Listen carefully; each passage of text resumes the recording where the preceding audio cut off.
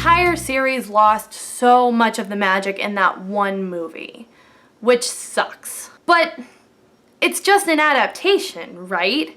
Which means that the movie should only be based on the story, right? So as long as it has the right story, it should be okay. Well, let's move on to the Goblet of Fire. I'm about 50-50 on this movie, to be honest. On the one hand, they do hit all the right notes. Goblet of Fire as a movie follows the trio and focuses on their story. But on the other hand, The Goblet of Fire was the first really dense book with several storylines that just kind of go off the main plot. Which means that pages from the book were basically torn out from the script of the movie. Okay, so what did we miss? Well, we lost Winky, which means that we lost the entire storyline of Hermione getting involved in SPEW and elf welfare. We lost Ludo Bagman, which means that we lost a lot of the government conspiracy stuff, as well as him trying to help Harry win the tournament. And just in general, he was a really fun character, so missed out on that. And we lost a lot of the World Cup, which basically was entirely cut other than them getting to the World Cup, them getting in the stadium, and then them back in the tent after the World Cup.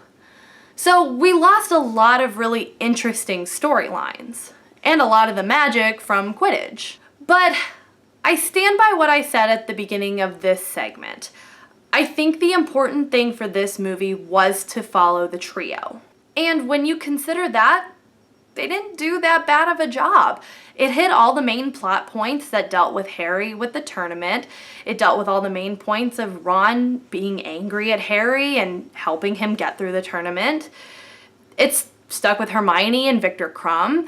I mean, I know there was more to Hermione's story, but they kept all the points that kept the movie going. So in my opinion, it's not a good adaptation, but it's not a bad one either. This is like a solid C+. C? Solid C+. Now we move on to the Order of the Phoenix. I think the best way to describe this movie is pretty forgettable, to be honest. Looking back at it now, I don't remember a whole lot of it. And what I do remember of it is really just picky things. The storylines that got left out from the fourth movie got left out in this one, so they at least kept with the continuity of the movies, even if it didn't completely follow the adaptation of the book, and it still follows the trio. I do think this movie did a really good job of bringing back a lot of the magic. The character of Luna Lovegood is a fantastic example of that, and the fight between Dumbledore and Voldemort is a wizard fight.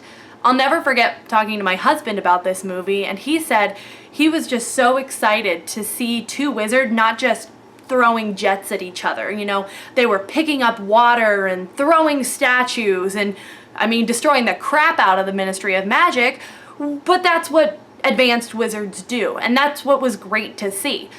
Goblet of Fire, you see Harry and Voldemort throwing streams of magic at each other, but that was described in the book. This fight was a wizard fight, and it was magical. And of course, who could forget Umbridge? She was the most memorable part of the whole movie. They got the perfect actress, and she was literally taken out of the book and put into the movie. She was the villain that you wanted to hate, and you did. If anything, I think we missed Professor McGonagall standing up to Umbridge more, and we still got that when she stands up to Umbridge when Umbridge is trying to throw out Trelawney. Thinking back on it, the thing that I think didn't turn out that well was the death of Sirius Black. Spoilers. No, I wasn't gonna cry because I already knew about it, but that wasn't how I imagined him going would be. I didn't imagine him just going through the veil and floating away. It was more of like he falls through the veil and disappears. But that's also probably just how I read into it versus how someone else read into it. So I'm kind of on the fence with this one too. Goblet of Fire and Order of Phoenix are definitely in the same boat for me, at least adaptation-wise. Do I have to talk about this movie? Seriously, Just thinking about this movie makes my head hurt. It makes my heart hurt for the series. You know what? No, I'm not gonna do it. I am not going to deal with Harry Potter and the Half-Blood Prince because that movie adaptation was, you know what? You don't even get my opinion. No, I'm done. I'm not doing it. Bye. You have to get back in there. No. Come on, Amanda, you've got to do this. Just get back in. No. I swear to God, if you don't get back No, no, no, no.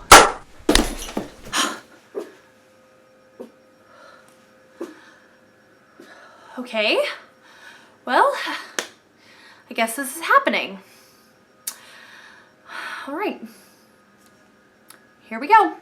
At this point, we've reached what I consider to be the worst adaptation of the series. Harry Potter and the Half-Blood Prince is the anus of adaptations. Why, do you ask? Well, this movie decided that the only thing we need to focus on is the romantic lives of the trio. Now, I'm not saying that this is the only reason why the director decided to do this to book 6, but in 2008, Twilight came out. Harry Potter and the Half-Blood Prince came out in 2009. So what were all the teenagers obsessed with Twilight wanting to see?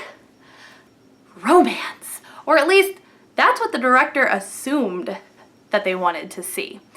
Book 6 touches on romance. Just enough sprinkled throughout that you just kind of get a hint that everybody's maturing and, you know, wants to get a little something something for themselves. We see Harry Potter talking about who he likes and Hermione and Ron getting in on it. We see teenagers talking and falling in love. It was never supposed to be the focus of the movie or the book. And that's not even the worst thing that could happen. No, that was when director David Yates and writer Steve Kloves decided that none of Voldemort's memories needed to be shared with the audience, which takes up a huge majority of that book. Now, this is the guy that has been the ultimate bad guy throughout the series. He has been the major threat. What book 6 does is turns him into a 3-dimensional character. You understand a little bit more why he is what he is. You learn his family life, which was pretty much non-existent. And there's the hint of he was conceived by a love potion, so that's why he can't love. And through the memories, that's where they learn about specific Horcruxes. How is Harry supposed to know what to look for in the 7th movie without knowing what the Horcruxes are? Because a lot of these memories in book 6 talk about here are the trophies he wanted to collect and hint at different items that he might have gotten. And we don't get any of that. Now, this is another book that I love to read because I love learning about the bad guy. And Voldemort is not a black or white character. Even though it does kind of lean towards a certain way, he did not make himself that way. That's fascinating. That's interesting. We don't get to learn any of that because they took away the memories. Because of that, we lost a huge part of the story. And what did we get to see instead? We got to see Lavender Brown blowing on a window so that she could write L heart R and then say, "I miss you" to Ron. Because that was the necessary part of the movie. That's what we wanted to see. That's what all of the Harry Potter fans wanted to see. And we lost the memories. That's what replaced it. Let's assume for a minute, though, that they got it right. The filmmakers got it right, and all we needed to see was romance and love. Okay, well, what did we get to see? Oh, Harry and Ginny get together in this book. Oh, that'll be great to see because, you know, Ginny was such a well thought out, rounded character in the movies. Oh, I bet she'll be great. I bet this will be awesome to see them. Yeah, I'm lying to you. Ginny's character was so rushed in these movies, she was basically non-existent. You barely know that Harry and her are dating, and you completely lose any of the badassery that she had. She's completely bland and just, oh, I'm here. I like you, Harry. And gone. I mean, that's basically her entire character. I could have done it. They could have had a Lego brick do it. They didn't need to hire an actress for this part. Ginny almost didn't need to be there. Wait a minute. Wait. This is the movie where they burn down the burrow. What? Why was this scene needed? It wasn't. Okay, no, you know why it was needed? Because they needed to make Ginny look like a badass. It didn't. It did not do anything for her because you know what happened? She runs after Harry. You know what visually that says? Okay, Ginny can kind of keep up with Harry. She's quiet for the rest of the scene. And then you just see the burrow in flames. What? It's amazing. It is absolutely astounding what they thought made character. They thought her running after Harry would have said, oh, she's awesome. Can't you tell? She's awesome. No, it didn't do that. It didn't do that any more than Ginny dropping to her knee to tie Harry's shoe said that she was romantically interested in him. Ooh, looks like she's gonna give him a BJ. No, that doesn't mean deeper feelings at all. Wrong. Bad movie. Bad movie. Is there anything good to say about The Half-Blood Prince as a movie? I guess I liked the scene where they all held up their wands after Dumbledore's death. By the way, thank you for excluding the funeral. I guess that means that Michael Gambon isn't really gonna be in the 7th movie. I guess that's good. Otherwise, I really don't have anything good to say. So after the torture, that was book 6, David Yates and Steve Kloves decided they needed to wise up and make book 7, movie 7, and movie 8. So basically they were able to do a line for line remake of the book. So adaptation wise, movie 7 is pretty good. It was the first time since The Sorcerer's Stone and Chamber of Secrets that a Harry Potter movie actually felt like a Harry Potter book. I mean, sure, there were some things left out, but overall, it was really close, and I really have to commend them for that. A lot of the things that they skipped over were things having to do with tarnishing Dumbledore's name and making Harry doubt the whole reason that he was searching for Horcruxes, but that's about it. It didn't continue any of the storylines that got left behind from movies 4 and 5 and 6. So, good job. Good job, movie 7. Oh, we finally made it to book 7, part 2, movie 8. Oh, thank goodness. Now, for the first 2 hours of this movie, it felt right. It felt like the book. It was following in the footsteps of its predecessor, and it was great, and we were hyped, and it was awesome, and we were going into battle. And then we went into battle. Oh boy. Seriously, if it wasn't for the battle, this movie would have been a great adaptation. It brought all the pieces together, even the ones that didn't make sense. But the battle kind of screwed that up for us. I even made a list of why it is so bad. Number 1, we're once again reduced to them fighting with jets of light. Now, it's not a specific adaptation problem, but it bothers the crap out of me, so it's on the list. 2, Voldemort hugs Draco. The man who was conceived with a love potion and therefore cannot love hugs another human being.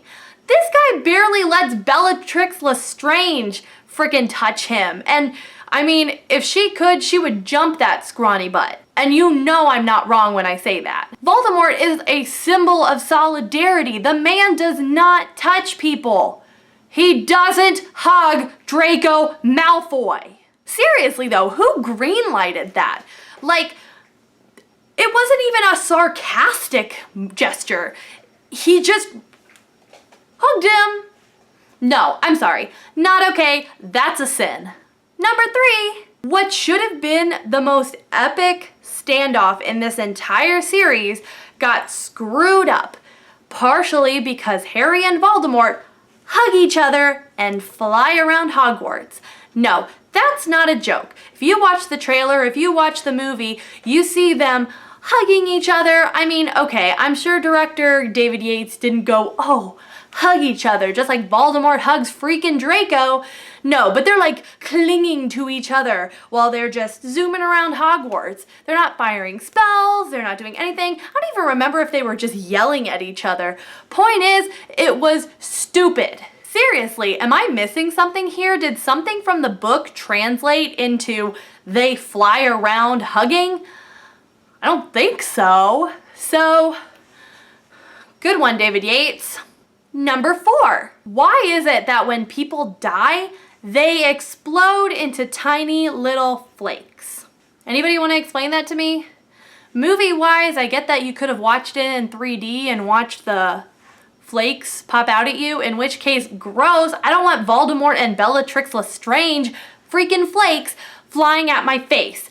That's disgusting. So why have it? No, they're supposed to just drop over dead.